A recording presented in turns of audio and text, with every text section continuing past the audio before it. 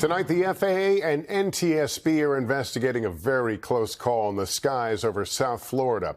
An Allegiant Airlines plane and a private jet forced to take evasive action to avoid a collision at 23,000 feet. Here's Tom Costello. Allegiant Air 485 had just taken off from Fort Lauderdale, headed for Lexington, Kentucky when it happened. The pilot forced to make a sudden extreme climb, 600 feet in seconds, to avoid another plane, throwing flight attendants to the floor and terrifying passengers, including Jerica Thacker and her family, flying to Kentucky after a Caribbean cruise. It was honestly the scariest thing I've ever been through. It felt like when you go on the top of a roller coaster and you go straight down from the highest point.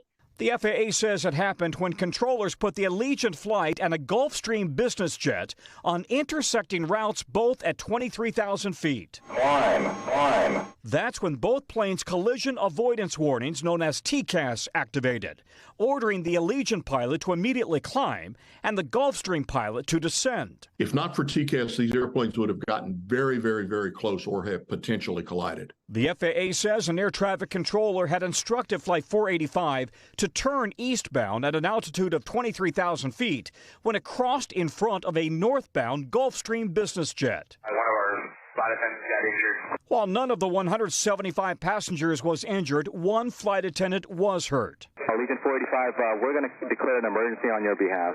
Allegiant tells NBC News Flight 485 returned to Fort Lauderdale, where a flight attendant was treated for injuries. But for Jerica Thacker, it was all too much. She and her family drove back to Kentucky. I went 21 years without getting on an airplane, and I think after this experience, I can go the rest of my life without getting on one.